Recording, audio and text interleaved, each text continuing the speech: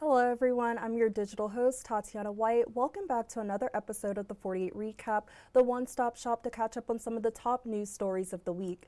So before we get into the recap, I wanted to just touch on what I'm wearing today. I decided to go with an orange and blue outfit to represent my alma mater, the Florida Gators, as our basketball team just won the 2025 NCAA National Men's Basketball Championship. So go Gators in that aspect, but a big congratulations to all the teams that made it into March Madness this year as well. But back into our recap. So we've had many stories happening this week, including damage from severe storms, the arrest of 5 people connected to the case of missing Huntsville realtor Ronald Dumas Jr., a brutal Morgan County jail stabbing, a deadly DeKalb County shooting, and big changes happening throughout the state of Alabama. I hope you all are having a wonderful weekend. Let's get right into this weekend's recap. On Thursday, we saw quite a lot of storm damage with power outages and downed trees reported across the Tennessee Valley due to severe weather. As you can see in the video on your screen, this is one of the scenes of the storm damage captured of a tree that was uprooted and fell on a house and a car in Decatur during the severe storms. So I hope you all were safe during these severe storms, and thankfully it looks like this weekend we are seeing some sunnier days, so hopefully that keeps up. And so one of our top stories this week was the latest development in missing Huntsville realtor Ronald Dumas Jr. So there are now 5 people arrested in connection with the disappearance of Dumas. 48's Faith Delp spoke to a close friend of Dumas about the new arrests. Wills told me she spoke to Dumas almost every day. The last time she heard from him was December 15th, the day he went missing. My heart broke. I felt like something just shattered all around me. For months, she continued to call and text him just in case he would pick up and respond. Over the months, she started to lose hope until those arrests were announced this week. Finally, like we needed this. So huge. And so I feel like this is a very monumental thing that has happened in the case, and this can be the true turning point. Now, she says all she and Dumas' family wants to know is answers. They want Dumas home. The not knowing, the fear of what if he's still out there and he's in danger. That is the most frustrating and the most traumatizing part of all of this.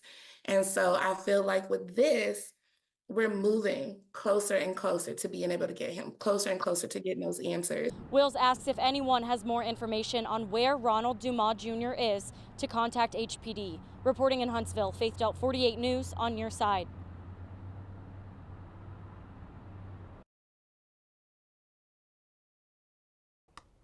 Earlier this week, authorities took Quintarius White and Kiera Clark into custody at a home on Danville Road in Memphis. White and Clark are both facing multiple charges. Memphis police said Deidre Woodard, Cassie Feathers, and Jasmine Braden were charged with harboring that pair. Huntsville police said 3 other people are still wanted in connection with this case. These are the photos of the people that they are looking for. They are Tori McLaurin, Sabrina Chambers, and Carissa Cash. Moving over to Morgan County, a Morgan County correction officer was attacked by an inmate last Saturday. 48's Callie Neese spoke with Lieutenant Tim Driggers and Sheriff Ron Puckett about the violent attack. Lieutenant Tim Driggers was working a normal shift in the Morgan County Jail on Saturday when things got violent. When I went to get him out, he come out with a shank and started stabbing us. And that's not the first time something like this happened to Driggers. When I was younger, I had a lot of issues. In the past 12 months, I've had 5 fights myself, 3 of them major. And this is just part of the job. No one likes having pee thrown on them and poop thrown on them, being cussed, being hit. No one likes having to deal with that for 12 hours a day. Sheriff Ron Puckett told me that it's dangerous to work in the jails. He said a lot of inmates struggle with mental illness and it can cause them to become violent. We've got a lot of mentally ill people that are here in our jail, and when they're not, they need a hospital and not a jail. I mean, a jail is not a place to heal. Puckett said working in the jail is not easy, nor is it for everyone, but those who do it do a great job. Driggers told me that he has been working in the Morgan County Jail for 17 years, and he loves what he does and learning from it every day. I love this job. This is what I do. That's what I accepted as a career. 0 to 60. We can be standing here talking and a code break out and then we handle it and then we go back to our business. It's one big family. I love it here. Sheriff Puckett told me that he is proud of his staff here at the Morgan County Jail each and every day. Reporting in Decatur, Cali News 48 News on your side.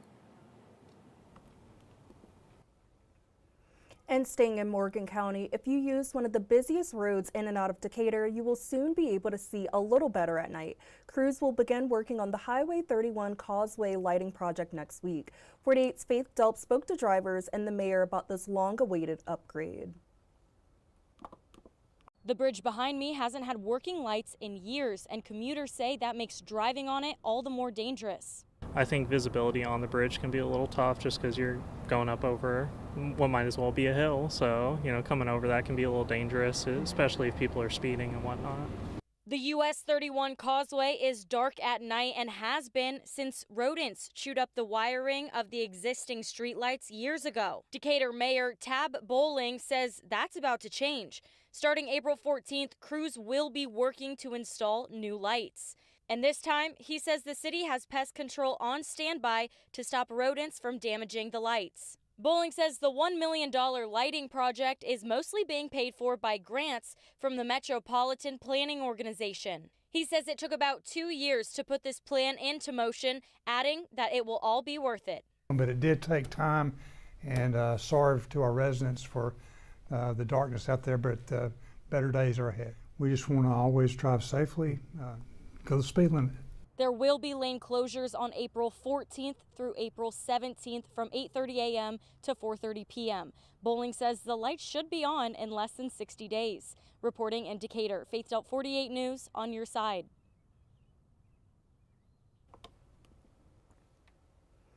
And in DeKalb County, an investigation is underway after a deadly shooting Thursday night. Sheriff's investigators say one man was shot and killed on Highway 117. 48 Savannah Sapp says the victim was found in a car that crashed into a home.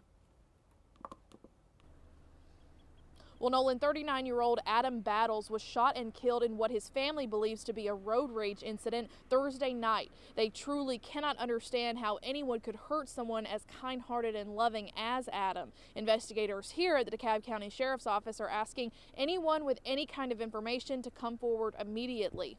DeKalb County deputies say Adam Battles was shot and killed in his own car Thursday night near his home on Highway 117 in Mentone. Deputies say Battles then drove into another home, and that homeowner there called 911. First responders attempted to save Battles' life, but he ultimately died on the scene.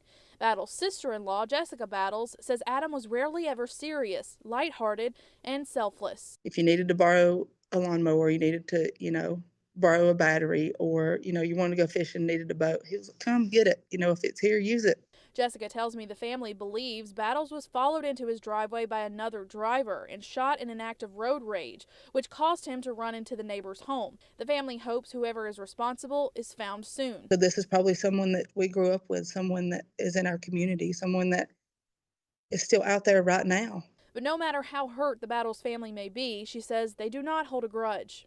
You've done this act, but it's not going to shake our faith. We're going to pray for you, and we're going to seek for you, and whatever bitterness and hatred is in your heart, we're not going to let it come over to us and cause us to be that way. And DeKalb County Sheriff Nick Weldon called this incident a senseless act of violence that took the life of one man and changed a family forever. Reporting in Fort Payne, I'm Savannah Sapp, 48 News on your side. In state news, the Alabama Department of Human Resources has announced a new app for EBT cardholders to access their accounts and check their SNAP balances. 48's Nick Ballinger shares more on these new changes. Simple solution for a big problem in Alabama. The Alabama Department of Human Resources announcing Thursday a new app for all SNAP recipients to access their account. A spokesperson for DHR says the release is in response to over $15 million stolen since 2023 and more than 41,000 people affected. He says the app doesn't guarantee fraud protection just yet. So this is the foundation of being able to make sure that we will be able to roll out that technology. 61-year-old Richard Lambert was one man I found who was affected. Very frustrating. Like I said, it was a big pain in the butt. I talked with Lambert in February when his account was drained 3 months in a row. Lambert had a stroke last year and still hasn't been able to receive disability payments, so he completely relies on SNAP. There's people that are worse off than I am. Thank God for my parents, otherwise I'd be sleeping underneath the bridge. I showed Lambert the app and offered to help him get started. He declined, saying all the benefits it offers, like changing your password, checking your balance, and requesting a new card, can be done over the phone.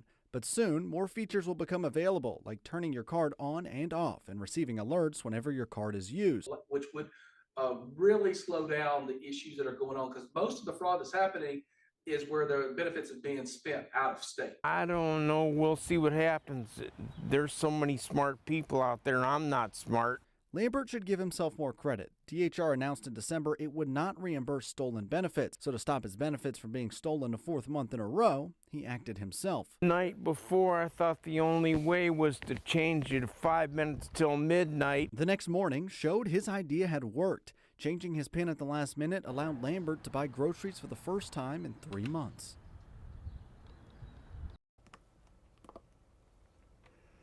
And a bill aiming to help independent pharmacists passed unanimously in the Alabama House and Senate this week and is now headed to the governor's desk to be signed into law. 48's Nick Ballinger has more on this story.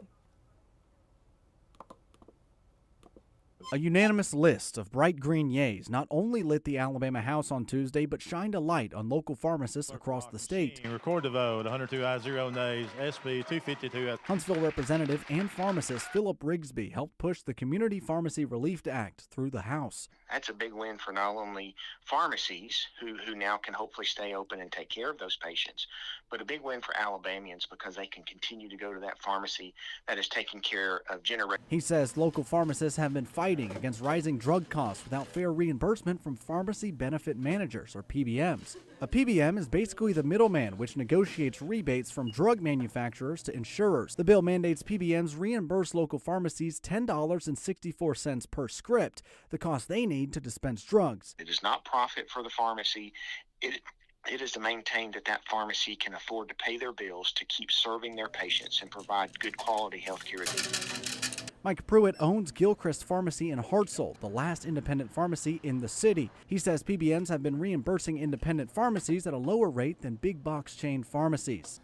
I think the legislators of Alabama acted for the people. I think they're preserving the people's choice, the people's health, the people's rights. The bill passed unanimously in the House and Senate, backed by hundreds of lobbying pharmacists. If I get another text message from my good pharmacist, Mr. Brooke Lear, I don't know what I'm going to do, Mr. Speaker. One of those lobbyists is Decatur pharmacist Blake Gowan. So we came together. We are competitors, but we're also colleagues, and we care about this profession. I tell everybody we're in the relationship business. Medicine is just the vehicle in which we're driving it in.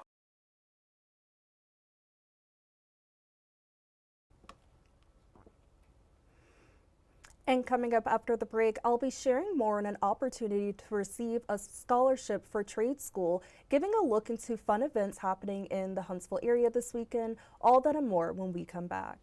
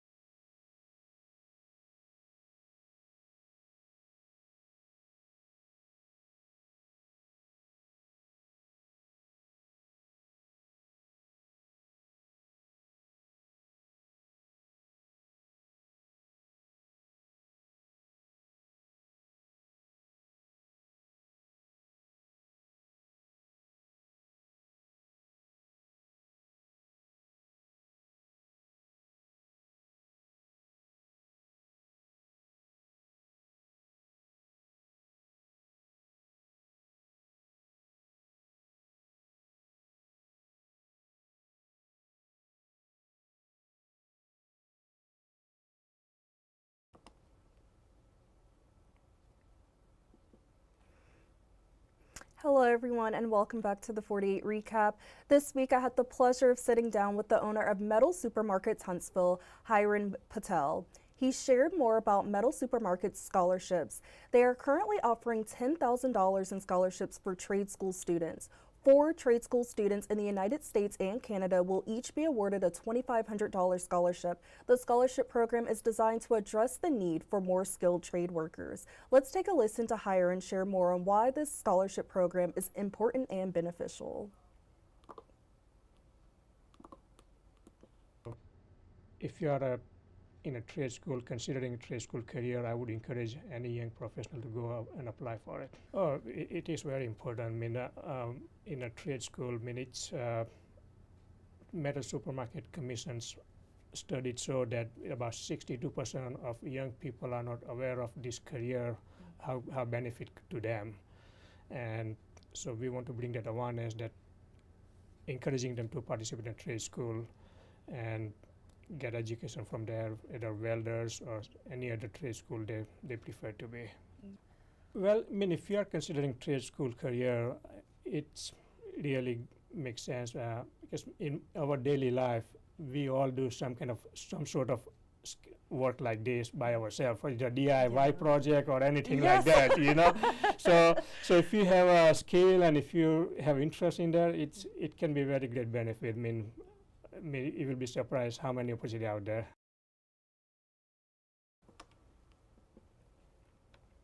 I really enjoyed talking to Hiran and just hearing all about the insights on these important metals and just having more people in the trade industry and just how important that industry is. And so to qualify for the scholarship, students must be accepted to and currently attending a post-secondary trade school program with the semester beginning in 2025 and must be enrolled in the upcoming semester.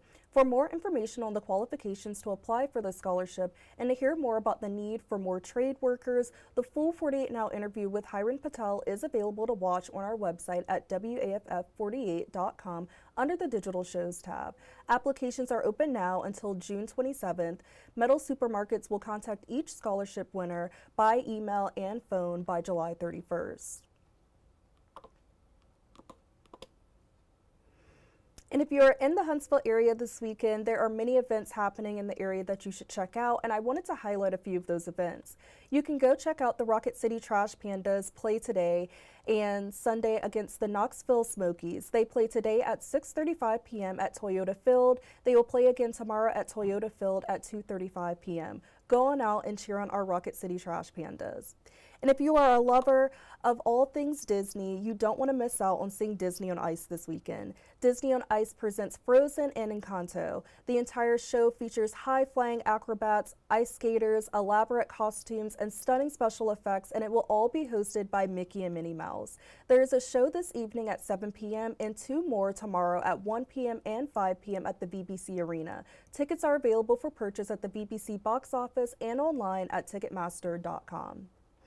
And if you love dogs and a good festival, you don't want to miss out on this year's 3rd annual Pup-Palooza. This free pup-friendly festival will have a shelter supply drive, pet costume contest, local live music, food trucks, vendors, and much more.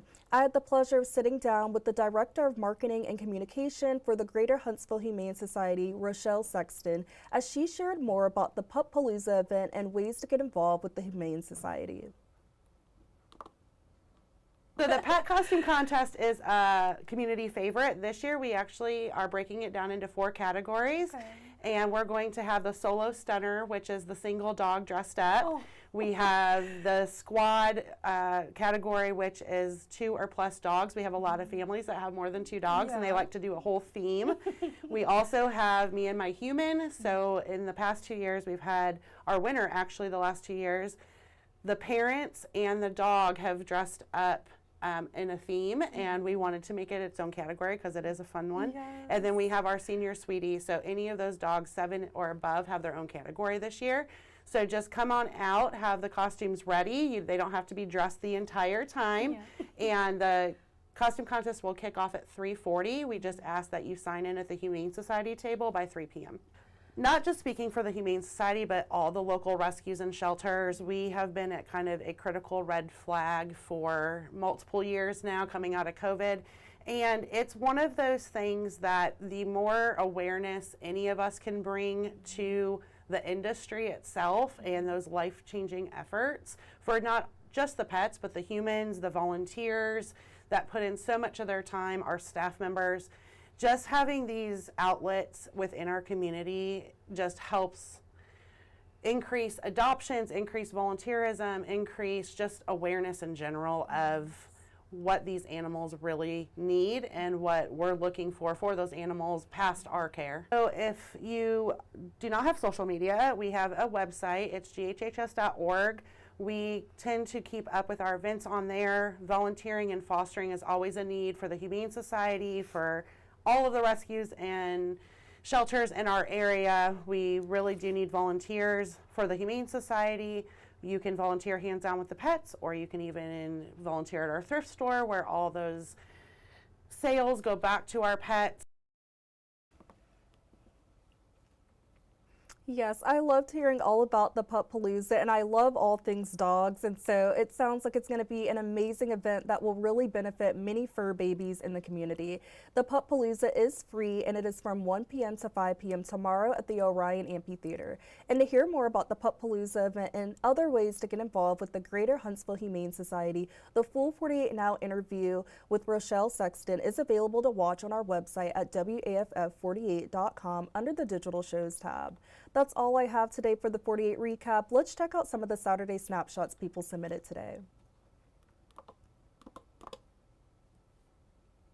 So there were many photos submitted from yesterday, actually, of the huge double rainbow in our area. And these photos were submitted by Alex Everett, Jay Day, Alan, Alicia Feathers, and Belinda Tolliver.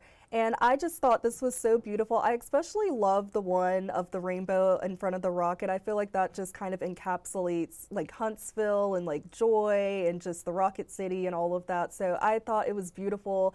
Huge rainbow. Love all of these photos. Thank you all for submitting these photos. I know like we had so many submissions of the rainbow, and then we also had some footage of some of the storm and stuff that happened yesterday of the clouds and everything. So thank you all for submitting that. And thank you for submitting these photos for Saturday Snapshots. That is all I have today. And thank you all for tuning into the 48 recap. And don't forget to tune into meteorologist Chelsea Aaron, who will be going live on all of our streaming platforms this afternoon at 4:30 p.m. for the 48 First Alert Weather Extra to give you all the latest on our upcoming forecast before the evening newscasts begin. Our meteorologists go live every Monday through Friday at 10:30 a.m. and 9:30 p.m. and every Saturday and Sunday at 8:15 a.m. and 4:30 p.m. for the 48 First Alert Weather Extra segment, which is just another way to give you all extra insight on the latest weather forecast. Make sure to download our 48 apps and follow us on our Facebook and YouTube channels so you don't miss any updates on the weather. Thankfully, this weekend we are supposed to be having sunny skies and not as much stormy weather as we have been these last couple of weekends and stuff. So hopefully that stays the same for a while and we'll keep having this nice sunny and spring weather. And if you would like to stay connected with me throughout the week, please be sure to follow my Facebook page at Tatyana White, WAFF48. Take care, everyone, and be safe. I hope you all have a great rest of your weekend, and I will see you all back here next Saturday.